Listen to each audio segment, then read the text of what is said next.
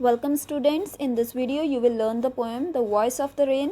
Complete explanation आपके सामने है और आप चाहें तो डिज़ायर्ड स्टेंजा पर जंप कर सकते हैं। टाइम स्लॉट्स डिस्क्रिप्शन में प्रोवाइडेड हैं। साथ ही साथ अगर आपको पोएटिक डिवाइसेस की डेफिनेशंस या उनकी अंडरस्टैंडिंग करनी है तो आप वो भी डिस्क्रिप्शन में जाकर देख सकते हैं। So let's start with the first stanza of the poem. And who art thou said I to the soft falling shower. First of all यहाँ पर आपको नज़र आ रहा है who art thou. Who art thou का मीनिंग होता है who are you. So and who are you, तो पोइट ने क्या कहा है बेसिकली कि who are you said I, यहाँ पर आई पोइट है। So the poet is saying who are you to the soft falling shower. Soft falling showers, shower क्या होता है? रेन ड्रॉप्स, रेन को कहा गया है।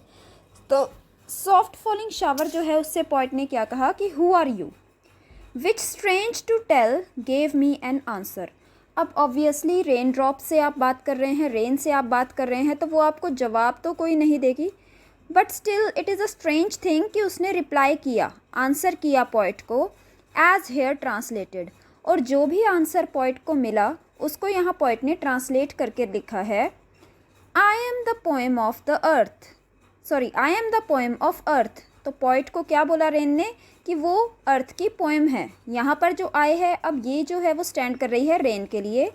Set the voice of the rain, तो रेन की जो वॉइस थी, आवाज़ थी, उसने कहा I am the poem of earth.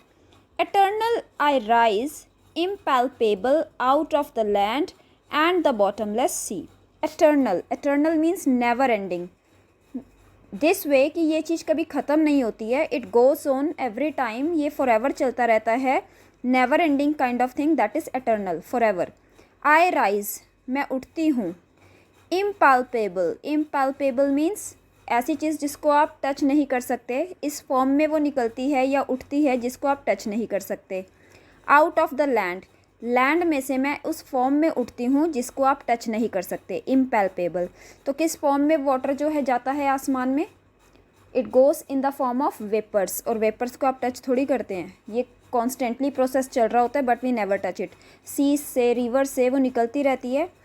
And the bottomless सी, तो लैंड में से भी वो निकल रही है, इम्पैल्पेबल, विदाउट बीइंग नोटिस्ड और बीइंग टच्ड। और बॉटमलेस सी में से भी वो इसी तरह से निकल रही है। बॉटमलेस सी, इतनी गहरी सी में से वो निकल कर जा रही है।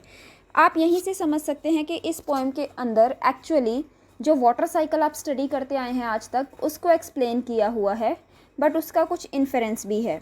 ठीक है, तो फर्स्ट थिंग तो यही है कि जब रेन हो रही थी तो पोइट ने रेन ड्रॉप से पूछा कि तुम कौन हो, तो रेन ने उसको कुछ रिस्पॉन्स किया और बताया कि वो अर्थ की पोएम है।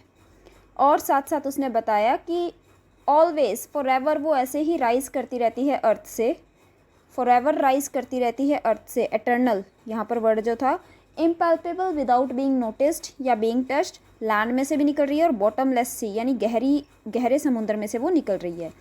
तो यहाँ पर जो पोएटिक डिवाइसेस अभी हमें इतने में पता लग रहे हैं वो है फर्स्ट ऑफ ऑल पर्सोनिफिकेशन, क्योंकि रेन ड्रॉप्स जो हैं वैसे कोई पर्सन तो नहीं है जो बातचीत करे, बट यहाँ पर वो रिस्पॉन्स दे रही है, वो कह रही है आई एम द पोएम ऑफ अर्थ, तो यहाँ पर्सोनिफिकेशन है।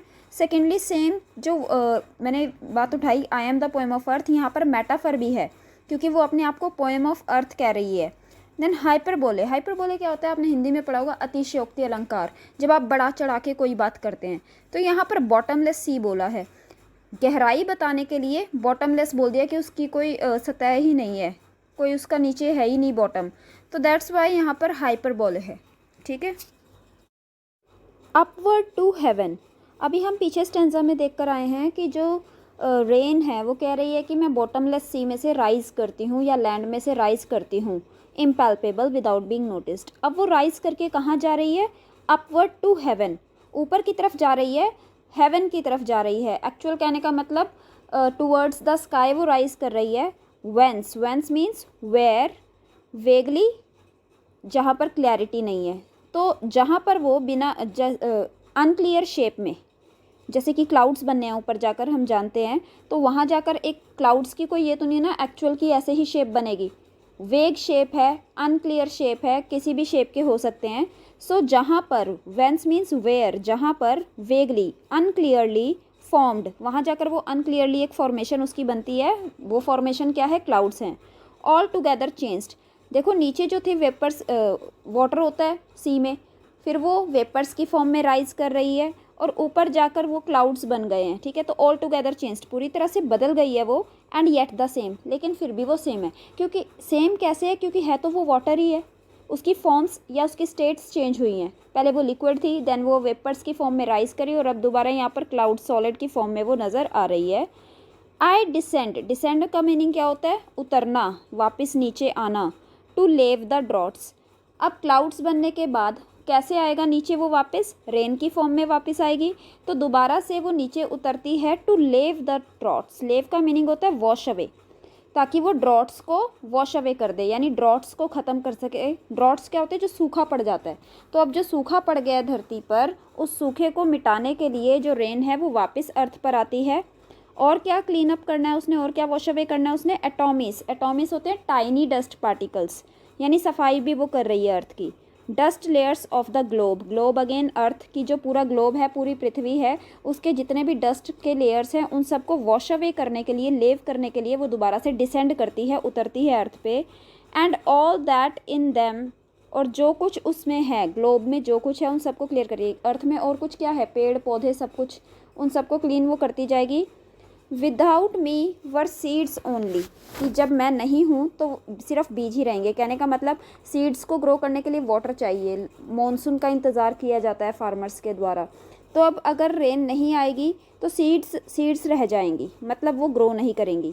लेटेंट, छुपी रह जाएंगी। लेटेंट मीन होता है हिडन। कैसे हिडन, क्योंकि उसको अर्थ के अंदर उगाया गया है तो वो वहीं पर दबी की दबी रह जाएगी, बाहर उसमें से पौधा निकल कर नहीं आएगा। अनबॉर्न, और पैदा भी नहीं होगा पौधा। तो कहने का मतलब अगर मैं ना हूँ तो जो बीज हैं वो बीज रह जाएंगे, छुपे रह जाएंगे, और वो बॉर्न नहीं होंगे, उनका बर्थ नहीं होगा। सो यहाँ एलिट्रेशन आपको दिखाई देगा। सबसे पहले तो फर्स्ट लाइन में लिखा है वेंस वेगली, व की साउंड आ रही है वेंस में भी और वेगली में भी। तो यहाँ साउंड को हम देख रहे हैं, ये नहीं देखना कि डब्ल्यू से नहीं दोनों स्टार्ट हो रहे, कैसे हो गया। साउंड पे जाइए, वेंस वेगली, तो यहाँ एलिट्रेशन है। फिर हम लास्ट में जब आते हैं लिखे है विदाउट मी वर सीड्स, विदाउट और वर, यहाँ पर भी व की साउंड है तो यहाँ भी एलिट्रेशन है। सेकेंडली यहाँ पर है इमेजरी, एक पिक्चराइजेशन आपकी माइंड में है कि वाटर राइज करके स्काई की तरफ गया, वहाँ पर उसके क्लाउड्स बन गए, वो भी इम्प्रॉपर वेग शेप्स में, और फिर वो वापस रेन की फॉर्म में आ रही है, अर्थ की क्लीनिंग कर रही है, सीड्स को ग्रो करने में हेल्प कर रही है। तो यहाँ इमेजरी भी आपको नज़र आएगी। And for ever by day and night I give back life to my own origin. अब क्या कह रही है रेन कि और फॉर एवर, सदा के लिए, डे नाइट, दिन रात, I give back life to my own origin, मैं अपने आप को बार बार लाइफ देती हूँ, अपने ओरिजिन को, अपनी जहाँ से मैं पैदा हुई हूँ इसको बार बार जन्म देती रहती हूँ। कहने का मतलब वाटर साइकिल ऐसा नहीं है कि ख़त्म हो जाती है, एक बार रेन हुई और काम ख़त्म, दोबारा से रेन ड्रॉप्स के फॉर्म में वो वापस अर्थ पे आती है, वाटर बन जाता है, नदियों में जाएगा, दोबारा से फिर से राइज करेगा, फिर क्लाउड बनेंगे, फिर रेन होएगी। तो ये प्रोसेस गो ऑन होता रहता है। तो वो बार बार अपने ओरिजिन को, अपनी पहचान को लाइफ देती रहती है। And make pure and beautify it, और उसको बार बार वो साफ़ करती जाती है, प्योर करती जाती है, उसकी खूबसूरती को बढ़ाती जाती है, साथ साथ वो अर्थ की खूबसूरती को भी बढ़ाती जाती है। For the song issuing from its birth place after fulfilment wandering.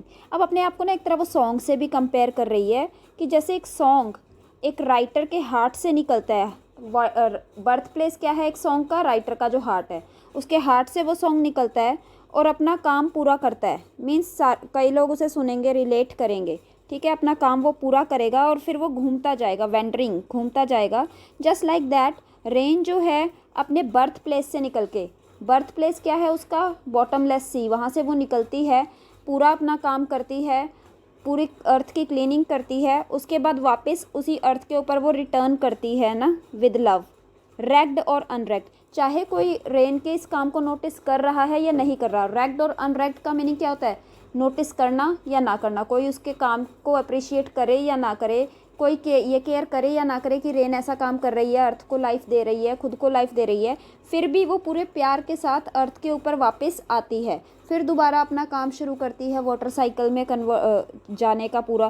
कैसे कि वो दोबारा से वेपर्स बनेंगे, दोबारा क्लाउड बनेंगे, फिर रेन आएगी, फिर दोबारा से ये सर्कल चलता जाएगा। तो means even if nobody is noticing, तो वो अपना काम कर रही है, फुलफिल कर रही है और फिर वेंडरिंग, घूमती जा रही है। So that is the thing about rain कि वो विदाउट बीइंग नोटिस्ड, रैक्ड और अनरैक्ड, चाहे उसे कोई नोटिस करे या ना करे, अपना काम वो कर रही है और ये काम वो फॉरएवर, हमेशा करती जाती है।